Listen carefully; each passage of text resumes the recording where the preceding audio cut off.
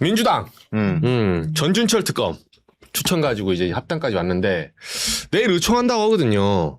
뭐 하수장님 뭐 이미 결정됐다? 의총 어떻게 될 것 같아요? 합당론이. 의총 이게 지난주에도 말씀드렸지만 합당은 정책이 아니에요. 41대 50, 51대 49 이렇게 해가지고 49니까 당신들이 졌어. 우리 합당. 이렇게 할 수 있는 게 아닙니다. 세력 간 세력의 이제 결합이라는 건 최소 70대 30, 80대 20 나와야 돼요. 그리고 누가 그런 말 하더라고. 싫어하는 사람이 없어야 된대요. 한마디로. 네. 그게 극소수여야 돼. 이게 무슨 반반 결혼합니까? 네. 그냥 1%라도 이기면 바로 합당하기? 말도 안 되는 얘기거든요. 근데 지금 이미 동력을 상실한 상태입니다. 의총 뭐 하겠지만 의총에서 만약에 합당하자는 의견이 많이 나왔다고 하자고요. 그런다고 할 수 있냐 그러면은 당원들이 싫어하거나 지금 상태의 어떤 그 근본적인 분열과 갈등이 해소가 안 되면 의총에서 그런 결론이 나온다고 달라지는 건 없습니다. 그러니까 의원들의 의견을 묻는 과정인 거죠. 네, 그래서 합당을 그대로 진행해서 아니 합당을 하자는 게 아니라 합당 투표를 하자는 건데 뭐 말이 많아. 혹은 여론조사 하자는데 뭐 그 여론조사 해보고 거기에 따르면 되는 거지. 뭐 그쵸. 이렇게 왈가왈부야. 근데 이제 한병도 원내대표가 여론조사는 막았다고 합니다. 그러니까 정확히 표현하자면 4대4였는데. 예, 4대4였는데 이제 캐스팅 보트를 쥐고 있다가 이건 아닌 것 같다라고 하면서 이제 여론조사는 안 하는 걸로 정리가 된 것 같은데 이게 문제가 방금 우리 하 소장님 지적해 주셨지만 합당이라는 거는 일반적인 통상적 의사결정이 아니고 뭐 과반수다 이렇게 결정할 수 있는 문제 절대 아니에요. 근데 이걸 밀어붙여 가지고 6대4 만약에 이렇게 나온다. 누가 6인지 상관없이 6대4 이렇게 나오면 당이 쪼개지는 겁니다. 그때부터는 전쟁이에요. 지금도 이렇게 시끄러운데 어거지로 그 합당 그 반대가 그렇게 많은데 혹은 찬성이 소수인데 뭐 밀어붙인다 이러면은 완전히 그냥 당에는 폭풍우가 몰아치는 거예요. 이게 불보듯 뻔한데 그냥 밀어붙인다? 그건 뭐 당을 생각하는 마음이 아닌 거죠. 지도부로서의 책임 있는 자세가 아닌 거고. 그래서 내일 의총에서는 비토 목소리가 소위 말해서 정청래 대표에 대한 성토 자리가 아마 될 거고 제 개인적으로는 조국 혁신당의 조국 대표가 지난 주말 거쳐가지고 SNS에 13일까지 답을 달라라고 한 거 안 될 줄 알고 하는 거라고 봅니다. 이게 출구 전략이다? 출구 전략입니다. 예. 그러니까 합당을 찬성하시는 분들은 그럴 거예요. 누구 자신 있으면 투표 한번 해보면 되는 거 아니냐 이럴 거예요. 맞는 말씀이죠 원론적으로는. 근데 제가 걱정되는 건 이런 거예요. 방금 말씀드렸다시피 49대 51 나오면 그럼 어떡할 거냐. 압도적이지 않으니까 우리 합당 찬성하는 사람이 51%로 조금 더 많지만 안 하겠습니다. 뭐 이럴 수 있냐. 없잖아요. 그 밀고 가는 거 아니에요. 49는 어떻게 수습할 거냐는 얘기예요. 그렇잖아요. 반대가 나오면 어떡할 거냐면 합당 반대가 51이고 뭐 합당 찬성이 49다. 그럼 49는 또 49 나름대로 이제 뭐 승복을 할 거냐? 아니잖아요. 그렇죠. 네? 다시 뭐 수기해서 다시 한번 해보자 뭐 이럴 거 아니에요. 그러니까 이럴 때는 냉각기를 좀 가질 필요가 있다는 거죠. 그렇죠. 더 나아가서는 이제 이런 얘기를 하니까 뭐 최강욱 변호사님이나 여타 등등 분들이 이거 선거 전에 합당을 해야 의미가 있는 거지. 합당이라는 게 선거 전에 하는 거고 선거연대도 선거를 위해서 하는 건데 선거 끝나고 하면 무슨 의미가 있냐 이제 이렇게 말씀하시는데 평상시 같으면 그게 맞는 말인데 그렇죠. 지금 당이 빠개질 지경에 이르렀는데 그렇게 한가한 말씀하실 때가 아니죠. 결국에는 지금 사실 이 과정 중에 제가 또 지적하고 싶은 게 여론조사 항목에 예를 들면 가령 이렇게 해야 돼요. 합당에 지금 찬성하십니까 반대하십니까 이게 아니라 자 민주당에서 탈당해서 조국혁신당으로 갔다가 다시 민주당으로 돌아와가지고 지방선거 나가려고 하는 사람에게 경선에서의 20% 감점을 원래 감점을 주도록 돼 있습니다. 그렇죠. 근데 그거 안 주는 전제로 합당하는 거 어떻게 생각하십니까? 이런 식으로 디테일하게 물어야 돼. 그 조건에 대해서 민주당 지지자들이 의견이 엄청나게 갈릴 거예요. 근데 자꾸 그런 거 뺄라 그런다니까. 제가 누차 말씀드리지만 디테일을 빼고 얘기하니까 그래서 문건 같은 게 나와서 난리 나는 거 아니에요. 뭐 전북지사 그쵸, 뭐 공천이 그쵸. 어쩌고 저쩌고 그쵸. 그런 것들을 하나하나 놓고 요런 조건으로 합당하는 게 어때요? 라고 물어야 되는데 전혀 그런 의사가 안 보인다. 정청래 대표는. 선거에 이기고 싶으면 그 당에서 강선우, 김병기 이런 문제가 생겼을 때 단호하게 처리를 해서 중도층의 민심을 얻고 그다음에 대통령이 관세 협상을 해서 잘 방어해놨으면 그것 입법부에서 당에서 잘 주도해가지고 그 특별법을 빨리 통과시켜서 지금 트럼프가 25% 다시 때린다고 이런 일 안 생기게 하고 국정을 안정시키고 뭐 이렇게 해서 이길 생각을 해야지 정치공학적으로 누구랑 붙어가지고 하면은 여기 지역에서는 유리하고 이게 뭡니까 여당이 그런 거잖아요. 일이나 똑바로 하면 선거에서 유리해집니다. 저는 보니까 합당이 이제 너무 혼탁하게 사람들이 이게 좀 헷갈린 게 있어요. 보니까 이게 한 4가지 정도 의견이 있더라고요. 유시민 작가도 얘기했는데 저는 거긴 동의해요. 뭐냐면 합당을 안 하고 좋은 관계로 아예 다른 당으로 가는 방법이 하나 있고 첫 번째. 두 번째 선거 때만 연대하는 방법도 있어요. 내가 뭐 화성시장 낼게. 네가 뭐 인천 내라. 원래 선거인데 하잖아요. 빅텐트. 이렇게 하는 게 하나 있고 또 하나는 뭐냐면 여기서 2개 되는데 합당을 하되 지선 전에 하는 게 있고 지선 후에 하는 게 있어요. 이 경우에서 총 4가지 정도 나오더라고요. 네. 러프하게 봤을 때는. 그럼 이 4가지 중에 이제 사람들한테 이 4가지 선택지를 주고 고를 만한 여유가 있었어야 되는데 정청래 대표가 던진 합당은 뭐냐면 이 4가지 중에 어떻게 보면 가장 급진적인 안을 던진 거예요. 지선 전에 합당을 해야 된다. 그렇죠. 선거인데도 아니야. 그걸 열어놓고 말한 것도 아니고 지선 전에 합당 OX 이렇게 말하니까 합당을 반대하려는 사람도 지선 후에 하자는 사람도 있거든요. 물론 지선 후에도 안 하자는 사람도 있어요. 지선 후에도 선거인데 하자는 사람도 있어. 근데 아까 제가 말한 4가지 경우에서 다 들어옵니다. 근데 이걸 뭉툭하게 만들더라고요. 그러니까 그게 제가 디테일이 없다고 계속 얘기했던 부분 아니겠어요? 그 당의 의원들이 여기에 대해 불만이 제일 많더라고요. 각을 정해놓고 그러면 지선 전에 합당이냐 합당 아닌 거냐 OX 하면 X가 나쁜 놈 같잖아. 그러니까. 나쁜 놈 같잖아요 뭔가. 그냥 단순화시키는 거고 네. 이 합당 논란이 오늘 이제 우리가 본 주제로 다뤄야 되는 전준철 변호사의 특검 후보 추천과도 밀접한 관련이 저는 있다고 봐요. 그래요? 이렇게 된 이 사안이 이렇게 흘러가게 된 결정적인 문제점을 제공했다. 합당 논의가. 그 제가 좀 풀어서 말씀을 드리면 네. 특검. 자, 특검 후보자를 추천할 때 원래 당헌에 따른 절차가 있어요. 당헌에는 민주당 당헌에 그 특검 후보 이제 추천 관련해서 심의위원회가 이제 구성이 되고 거기에 외부 인사도 뭐 20% 정도 들어가고 그래가지고 어떤 사람을 추천할지를 독립된 위원회가 나름대로 이제 안을 만들어 보는 거죠. 그래가지고 누구 막 추천을 받았어. 그러면 그걸 이제 원내대표실이 주관을 해요. 원내대표가 그런 것을 의견을 청취해가지고 법사위하고도 소통해. 법사위에는 법조인 출신도 많고 잘 아니까 인맥도 많으니까 그렇죠. 요 사람 어떻게 생각하세요? 아세요? 품평 아십니까? 쭉 또 조회를 하고 그 이후에 또 중요한 게 어차피 특검의 임명은 청와대가 하기 때문에 그렇죠. 사실상 그때부터 청와대하고 교감도 있습니다. 소통도 있죠. 그리고 최고위에 보고를 하고 최고위에서도 한 번 더 걸러. 그런 여러 가지 과정을 거쳐가지고 중차대한 이제 특검 선정을 하는데 자 2차 종합특검 이 내란 종식의 가장 피날레 아니에요. 정말 중요한 문제인데 이재명 대통령이 화가 난 지점은 지금 뭐 일부 보수 언론에서는 자기 마음에 안 들면 특검도 안 되는 거냐 이런 식으로 대통령이 사감에 의해 가지고 그렇죠. 복수 감정 때문에 나에게 손해를 끼친 사람이니까 안 돼 이렇게 자꾸 이상하게 사안을 틀거든요. 몰아가죠. 선동이죠. 정청래 대표도 대통령께 누를 끼쳐서 죄송하다 이런 식으로 사과하는데 그렇게 사과하면 안 돼요. 이 사안의 본질은 2차 종합특검이라는 아주 중요한 특검을 임명하는 데 있어가지고 날림으로 했다는 거거든요. 날림으로 했다는 거예요. 그렇죠. 그 즉은 뭐냐면 종합특검에 별로 관심이 없다. 지금 당권투쟁 내지는 합당 논의에 완전히 매몰돼 있어가지고 종합특검은 뭐 어떻게 하든지 간에 이건 대충 그냥 추천받아가지고 뭐 이성윤 최고 아는 사람 있어요? 그거 괜찮네. 그거 해. 이런 식으로 한 거 아니냐. 그러면 이때까지 내란 종식이라는 것은 정청래 대표의 어떻게 보면 정치적 자양분이었는데 지금까지 했던 것은 그냥 이용이었고 진정성이 없구나. 앞으로도 내란 종식이 이대로 가다가는 특검이 또 이상하게 김건희 특검 지금 줄줄이 뭐 공소기각 나오고 난린데 또 이런 일이 일어나면 어떡할까라는 우려점 때문에 이재명 대통령이 아니 도대체 당은 뭐 하는 거냐. 그리고 저 하나만 덧붙이면 친문계 의원들도 마찬가지예요. 자 일주일 전에 보도가 나와가지고 민주당은 누구 추천하고 맞아요. 조국시당 누구 추천하고 누가 맞아요. 나왔어. 다 나왔죠. 조용했어.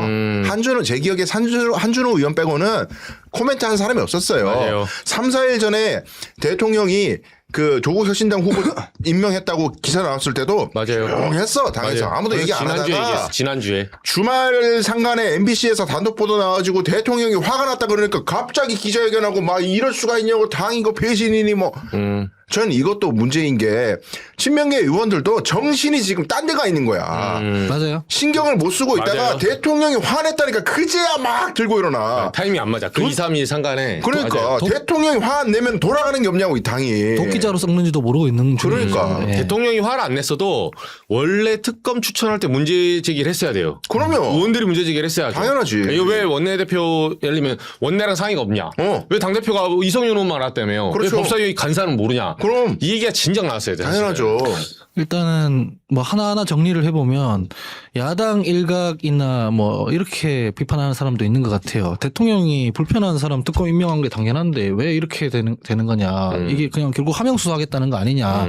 논리적으로 안 맞는 게 지금 대통령 특검하는 게 아니잖아요. 대통령 특검하는 게 아니라 내란 세력들 특검하는 거잖아요. 그러니까 대통령한테 불편하고 말고는 상관이 없어. 논점 그쵸. 일탈이라고. 그러니까 그렇게 생각하면 안 돼요. 전천의 대표. 수사 대상이 대통령이면 대통령이 불편한 사람 추천하는 게 맞지. 봐주면 안 되니까. 그쵸. 근데 그게 아니기 때문에 의미 없는 얘기인 것이고. 두 번째는 불편한 사람 추천하는데 왜 이해관계자를 추천하냐고. 그냥 대통령 말 안 들을 것 같은 이해관계가 없는 사람 추천하면 되는 거 아닙니까? 근데 이거는 뭐 쌍방울 어쨌든 간에 이해관계가 있는 거 아니에요. 그쵸. 당연히 대통령 입장에서 불만 가질 수 있는 거죠. 본인 아니라고 하지만. 예, 그래서 그렇게 비판하는 건 애초에 논점 자체가 안 맞아요. 야당에서 하는 얘기는.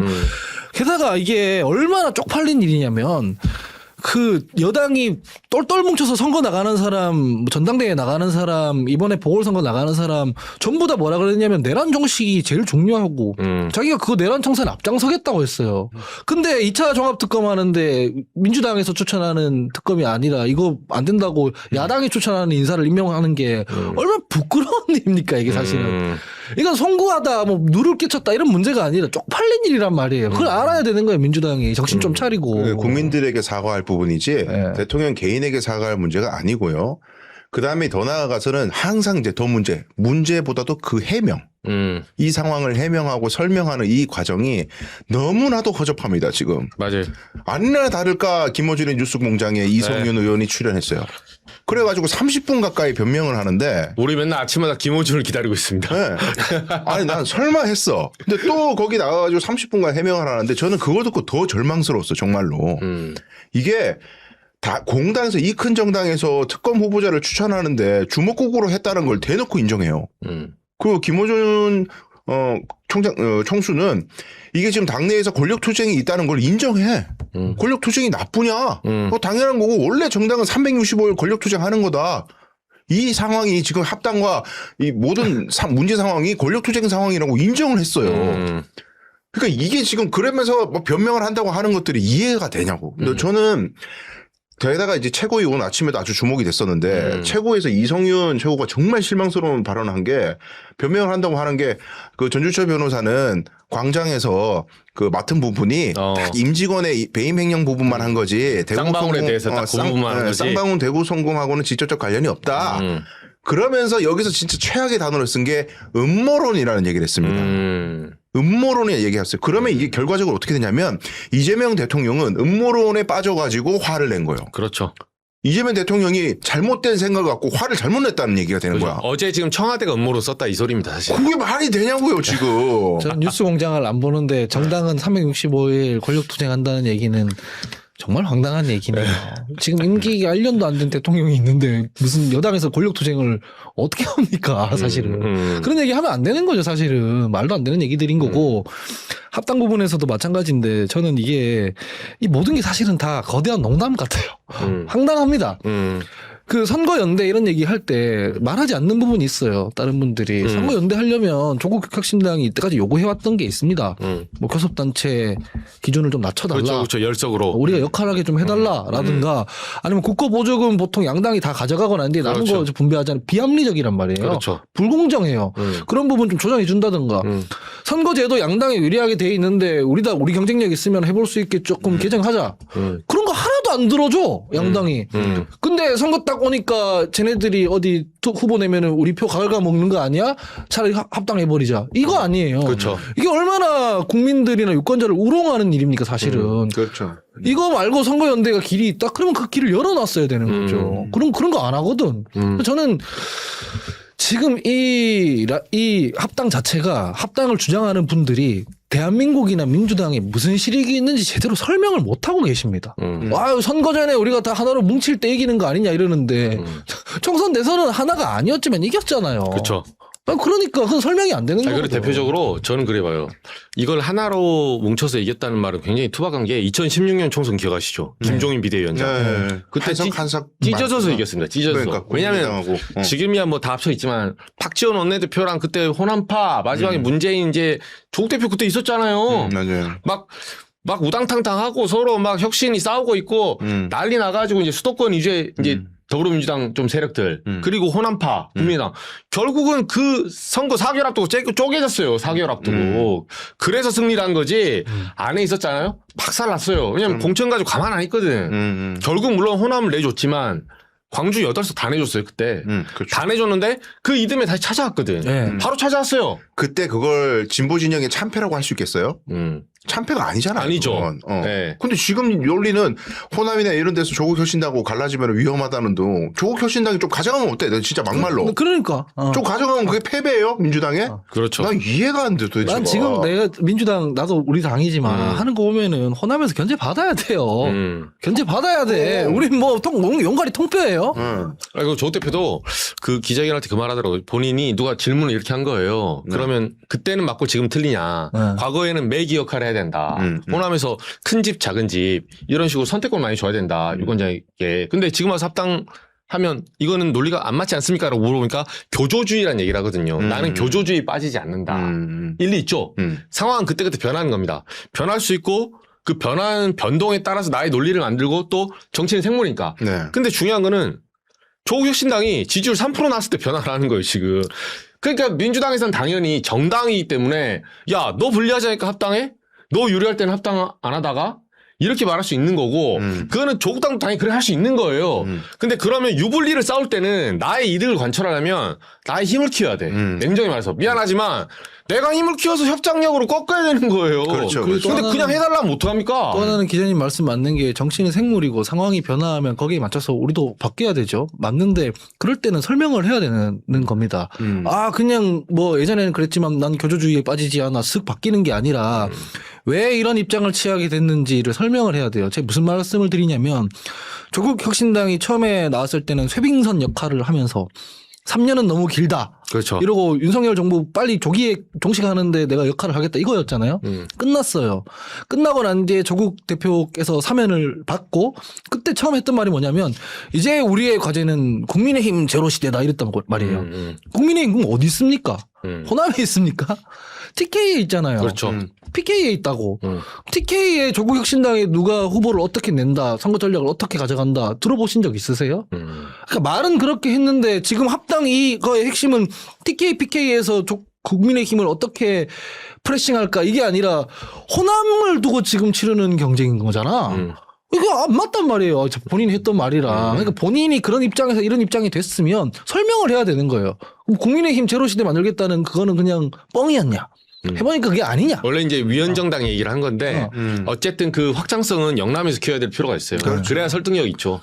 그리고 이제 특검 이야기를 조금 돌아가면은 자, 이 문제는요. 뭐 이성윤 최고 물러나라 뭐 이런 요구를 하는 목소리도 있는데 저는 그 선에서 꼬리 자를 일이 아니라고 생각합니다. 이게 추천을 이성윤 최고가 했다고 하는 거에만 집착하면은 이재명 대통령을 나쁘게 했던 사람을 변호인 지명해 추천했으니까 벌 받는 거야. 뭐 이렇게 이상하게 구도가 되거든요. 아까 제가 말씀드렸지만 이 문제의 핵심은 민주당이라는 큰 정당이 내란 종식을 캐시프레이드로 해놓고 전혀 진정성 없이 지금 딴 거에 정신이 팔려 있는 거에 대한 국민적 분노 그리고 당대표가 그 상황을 갖다가 전혀 필터링하지 못하고 방치 내지는 아예 본인이 주도하는 듯한 그 모습에 분노하는 거라 이게 해결을 하려면은 정청래 대표가 지난 3대 특검 때 특검 추천했던 거하고 이번에 종합특검 때 추천하는 거하고 어떻게 뭐가 달랐는지 이것부터 설명해야 돼요.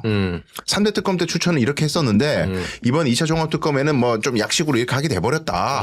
그걸 이실직고 해야 돼. A부터 Z까지. 맞아요. 그리고 이실직고 한 다음에 그렇게 한 이유에 대해서 설명해야 됩니다.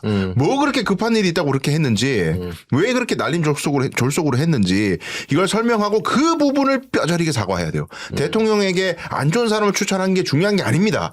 이런 식으로 종합특검 어떻게 보면 가장 중요한 마무리를 대충 얼레벌레 하고 그냥 하는 척 헐리우드 액션 하려고 한 거 아니냐라고 했던 거에 대한 사과를 하지 않으면 정청래라는 정치인으로서의 생명도 저는 매우 위태로워질 거라고 봐요.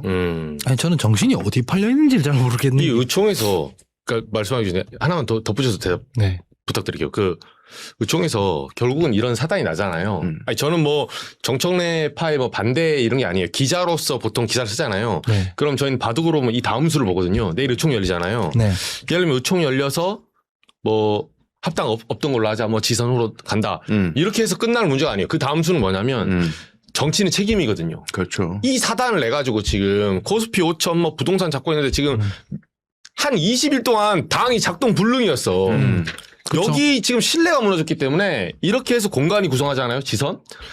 이거 공천 탈락한 사람이 이 공천에 대해서 수용하겠어요? 개싸움나. 네, 불복합니다. 개싸움나, 개싸움나. 나는 못하겠다. 왜냐하면 설사 정청래 대표가 이 상황에서 올바르게 한다고 해도 아무도 안 믿어요.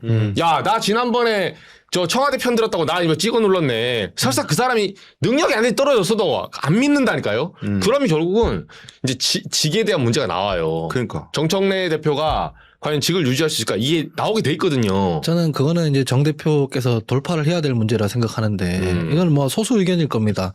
저는 우리 정치에서 제일 큰 문제 중에 하나가 좀 져주는 리더십이 없다는 거예요. 뭐 진영 대 진영으로 붙었을 때도 마찬가지고 당내에 개파 대 개파로 붙었을 때도 마찬가지고 의제 대 의제로 붙었을 때도 마찬가지고 뭔가 국민들이나 유권자들이 반대를 하면 리더십을 가진 사람들이 좀 져주는 리더십도 있어야 돼요. 아, 난 이렇게 생각했는데 반대가 거세네. 그러네. 그러면 이번에는 제가 한번 굽히겠습니다. 이래야 된다고요. 근데 소수 정당, 거대 양당 포함해가지고 그렇게 하는 사람이 없잖아요. 그나마 대통령만 생각을 바꾼다고요. 원전 내가 사실 탈원전이었는데 AI 뭐 레볼루션 그렇죠. 이거 안 되겠네. 해야 되겠네. 생각을 바꾸잖아요. 검찰 개혁도 보니까 내가 제일 피해자인데 이거 조금 더 세밀하게 국민들 뜻대로 국민들 피해 안 보게 해야겠네. 이러시잖아요. 근데 우리 정치는 어떤 식이냐면 항상 뭔가 충돌이 일어났을 때 밀리면 내가 끝난다. 내 지도력이 끝난다. 이렇게 하니까 고집 피우다가 오히려 그게 더 망가진단 말이에요. 이거 제 얘기 듣는 사람들 중에 저희 당 지지하시는 분들이나 국민의힘 지지하시는 분들 말고 그냥 보편적인 시민들 중엔 동의하는 사람 많을 거예요. 쟤네들은 왜 뭐 아무것도 아닌 거 가지고 싸우고 고집 피우고 이렇게 하냐 이런 사람 많단 말이에요. 합당에 좋은 의도가 있었을 수 있어요. 선의로 해석할 수 있어요. 근데 막상 뛰었더니만 반발이 거세요. 반대가 거세고 그게 봉합이 안 돼요. 더 지금 분란만 일어나고 있어요. 그러면 리더라면 저는 사실은 우리 당에 도움이 되고 싶어서 지방선거에서 좋은 그 결과를 내고 싶어서 이거를 제안했는데 합당하려고 하니까 오히려 더 분란만 더 거세지더라. 여기서 내가 한 발짝 물러서겠다. 이런 리더십도 있어야 되는 거지. 이거 잠깐만 내가 물러나면 내가 이제 나한테 집 걸라고 하는 거 아니야? 나 끝나는 거네. 계속 가야겠다. 더 엉망진창되는 거죠. 그리고 맞아요. 이런 것들을 정 대표 수용해주면 이제 반대했던 입장에서도 너무 푸싱하지 말고 그렇죠. 봉합을 해서 가야 이제 당이 가는 거지. 여당이 맨날 이렇게 싸우고 하면 되겠습니까? 이거는 또 이렇게 얘기하면 또 싫어하시는 분 많을 거예요. 무슨 소리냐 이 난장판 쳤는데 물러나야지 이렇게 하는 사람분들은 또 제 말이 싫을 거예요. 이런 공간은 근데 정치에서 있어야 된다 생각합니다. 중요한 지적이고요. 근데 이제 루청에서 어떻게 될 것 같습니까? 네, 의총에서는 일단 의원들의 그 정청래 대표에 대한 송토장이 될 거고 저는 정청래 대표가 이미 뭐 초선들 의견 듣고 뭐 삼선들 의견 듣고 어쩌고 할 때부터 출구 전략을 마련하고 있었을 거라고 봅니다. 이미 지선 전에 하는 거는 도저히 안 된다. 그리고 청와대 내부 기류도 심상찮아요. 그렇죠. 지금 이런 식으로 당이 쪼개지듯이 가는 거 바람직하지 않다라는 생각을 다 하고 있기 때문에 결코 밀어붙이지 못할 거고 마침 또 조국 대표가 13일까지 답이 없으면 입장 정리 안 되면 이거 합당은 없던 일로 하겠다라고 해버렸는데 그건 그냥 판을 깨는 거예요. 안 되는 거 알고 13일까지 무슨 수로 당원들의 총의를 모아가지고 판 깨는 거죠. 그 복잡한 거를 다 조율하겠어요. 그러면 도대체 조국이라는 사람이 왜 그러냐? 이게 깨질 때 깨지더라도 니네들 때문에 깨진 거야. 자기가 주도해야 되니까. 예. 당신들 탓이야. 이현주 같은 사람들 때문이야. 하은기, 강수현 같은 놈들이 자꾸 떠들어가지고 가만히 입 다물고 있었으면 분위기 좋게 흘러갈 거를 자식들이 계속 떠들어 새끼니까. 우리를 모욕하고 말이야. 왜 원래 여론 좋아하는데 자식들 말이야 계속 떠드니까 망한 거 아니야. 그런 놈들 때문에 진보가 분열돼가지고 합당이 안 된 거야. 앞으로 지방선거 어떻게 되나 두고 봐. 이런 식으로 하는 걸로 저는 느껴지는데 두고 봅시다. 그래 어떻게 되는가. 저도 한번 두고 볼게요 지방선거. 알겠습니다. 우리 오잉오잉님 10,000원. 정청래가 말하는 청심이란 말은 청와대가 아니라 청래라는 뜻으로 느껴졌는데요. 도시의 농부 50,000원. 응원합니다. 슈퍼챗 고맙습니다. 오늘 빵빵 터지네. 네, 이런 좋은 채널 많이 생기는. 그리고 우리 김혁님 613 10,000원. 감사합니다. 정청래는 국힘 잡는 사냥개로만 써야 함. 감투를 씌워주니 주인은 물었더니. 아니, 그냥 저는 뭐 어차피 넘어가야 되니까 토픽이. 예. 맞아, 엄마. 그 대통령 보면 제가 어제 페이스북에도 썼는데 안쓰러워 죽겠어요. 잘 봤어요, 제가. 안쓰러워 원래 우리 죽겠어. 하 소장님이 네. 친명이 아니거든. 누가 날 친명이라고 그랬어? 예, 근데도 야 나도 이렇게 얘기한다면서 페이스북에 올리셨어요. 아니 그 어렵사리 관세 협상 잘 마무리해가지고 분위기 좋았는데 트럼프가 갑자기 트위터에다가 너네 국회 뭐 하는 거냐 왜 약속 안 지키냐 다시 25% 관세 물론 그건 트럼프가 또 트럼프 하는 겁니다. 그렇죠. 하지만 그걸 하는 동안 비서실장 가야 되고 뭐 경제수석 가야 되고 산업부 장관 가야 되고 또 공력이 쓸데없이 낭비되는 거 아니에요. 도대체 그 거대 의석 가지고 한테 뭐 했냐 이 말이야. 국민의힘이 기재위원장이니까 안 됐다 이러는데 다른 법안들은 그럼 어떻게 했냐. 그렇죠. 당에서 지금 그 대통령의 국정 운영을 서포팅을 해야 되는데 그거 구멍 났잖아요. 그다음에 검찰 개혁안 대통령이 이거 이런 방향으로 수정하자 이견이 있을 수 있죠. 그렇죠. 그럴 때는 당정청 기구를 돌려서 물밑에서 단일화를 만들고 거기에 대해 반대하는 뭐 당원들이나 이견을 가진 분들을 후행적으로 설득해야 하는 작업을 거쳐야 되는데 법사위에서 우리 당 사람들이 그 정부 인사들 불러놓고 호통치고 막 그러잖아요. 야당이야? 카메라에 대고 그런 얘기를 하게? 그렇지 않습니까? 대놓고 정부안 충돌된 거 막 던져버리고 그럼 정부는 어떡하란 얘기예요. 이 조율하고 일하고 이런 모습을 보여야 하는데 그런 모습은 별로 없고 대통령 공경에 처하게 하는 모습만 자꾸 보인단 말이에요. 그러면서 특검 인사 같은 거는 이렇게 해버리고 지금 당장 무슨 실익이 있는지도 모르는 합당 가지고 당력을 소모하고 있고 사람들이 화가 안 나겠습니까? 대통령이 사실 매일 새벽마다 부동산 가지고 막 싸우는데 박지원 의원 하나 빼고 도와주는 사람도 없어요. 이게 뭐 하는 거냐는 얘기지 지금. 제가 보니까 요 이슈는 요거 마지막으로 하고 지나가시죠. 저는 사실 보안수사권 보고 아까 하수장님 말씀대로 조금 제일 납득이 안 됐어요. 그러니까 닦아놓고 우리가 이걸 해보지 않은 지금 미중유의 길을 가는 거고 전인 미답의 길을 가는 건데 검찰이나 경찰이나 수사권 이거를 조정하면서 새로 권력 재편을 하고 있잖아요. 그러면 우리가 가지 않은 길을 예상하면서 지금 부작용을 최소화시키려고 하는데 대통령이 기자회견 때 얘기했잖아요. 보안사건 정도는 좀 뒀으면 좋겠다. 그럼 좀 해주면 안 됩니까? 아니 그런 거지. 이견이 있을 수 있어. 예. 해주면 안 된다고 생각할 수 있어요. 그러면은 이제 우리는 야당이 아니잖아요. 그렇죠. 기구를 만들어야죠. 당과 정부와 대통령실 사이에서 청와대 사이에서 이견이 있구나. 그렇죠. 그러면 정무수석 부르고 뭐 정부에서 법사위에서 한 명 오고 원내에서 오고 법무부 장관 오고 그렇게 해가지고 이견을 좁혀가지고 단일화를 만들어야지. 단일화를 만들고 난 뒤에 이게 당정청에서 합의된 아닙니다 하고 이제 설득하기 시작해야 되는 거 아니야. 근데 대통령이 그 말하니까 법사위에서 바로 법무부 장관 불러서 잡더리 해버리고 뭐 대통령이 관료에 포획됐다 친윤에 포획됐다 이딴 얘기나 하고 있고 뭐 하는 거냐고 그게 대체. 사실 왜 그런 걸 노정시키냐고. 사실 그렇잖아요. 제가 불만은 그거예요. 이견은 가질 수 있습니다. 일을 똑바로 해야 되는데 왜 다 자기 정치만 하고 있냐 이 말을 하는 거죠. 다음 타겟은 지금 위성락 안보실장이에요. 위성락 안보실장 발언이나 뭐 그렇죠. 이런 것 때문에 또 거기를 또 불러가지고 혼내야 된다고 또 그 얘기하고 있어요. 지금 전반적으로 청와대가요. 과거 윤석열 정권 때처럼 막 수직적 당청 관계, 당정 관계 이렇게 정렬하지 않고 정당을 최대한 존중해주고 심지어 여당에서 사고 칠 때 약간 마사지도 해주고 도와주기도 하고 솔직히 그 대통령 지론이다 그 얘기 나온 거 있죠. 합당한테 홍익표 정수석 얘기. 그거 제가 보기에는 정청래 대표 도와준 거예요. 그죠. 민망하니까. 도와준 거야. 그런 식으로. 그렇게 서포트를 오히려 대통령이 여당을 서포트를 해왔는데 이게 어느 선에서 이게 임계점이 넘어버린 거 이제 대통령도. 이거 이대로 가다가는. 그렇죠. 안 되겠다. 제동을 한번 이번에 건 거예요. 이제 이 민주당은 이번에 대통령이 저 MBC 통해서 단독 보도 나오고 청와대에서 반박 보도가 안 나오잖아요. 저 어디 대통령의 입장에 대해서 함부로 보도하냐 이런 말 안 하잖아. 그렇죠. 그럼 대통령 진짜 화났다는 거거든. 화났다는 거죠.